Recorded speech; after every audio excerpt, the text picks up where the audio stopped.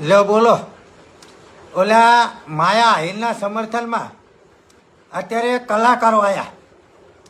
આ બધા ગુલામ કલાકારો અત્યાર લગન ચા હતા.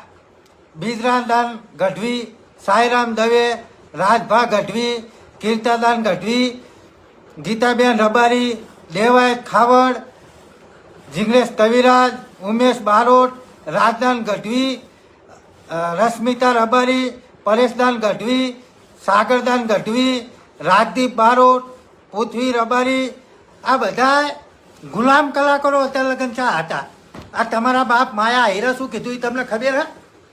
એ એવું બોલ્યો તો કે જ્યારે પોતે ટેક્સ ભરતા હોય તો એટલે અકલ મઠાવો, જ્યારે કોઈ પણ પુરુષ કોઈ પણ નાનો છોકરો જન્મે ને ત્યારનો એ ટેક્સ ભરવાનું ચાલુ કરી દે.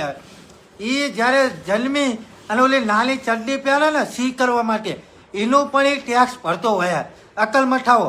અને તમે ભૂંડ ભક્તો, ભાજપના દલાલો, લુખ્ખાઓ, તમે અત્યાર લગન બધા ક્યાં હતા? અત્યાર લગન ખેડૂતોના સમર્થનમાં તમે એ કંઈ ના બોલ્યા.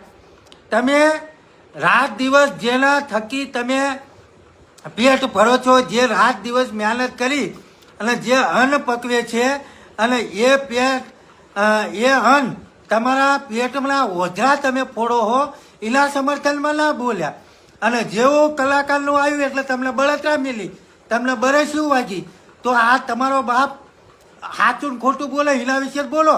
આ માયા આહિર ભાજપનો માત્ર દલાલ હે, ભાજપનો માત્ર ગુલામ હે.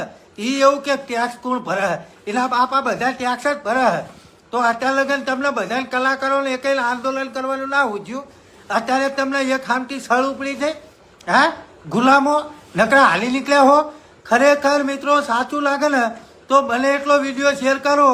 આ દરેક કલાકારો સુધી આ વિડીયો પહોંચવો જોઈએ. દરેક કલાકારો ગુલામ નથી હોતા.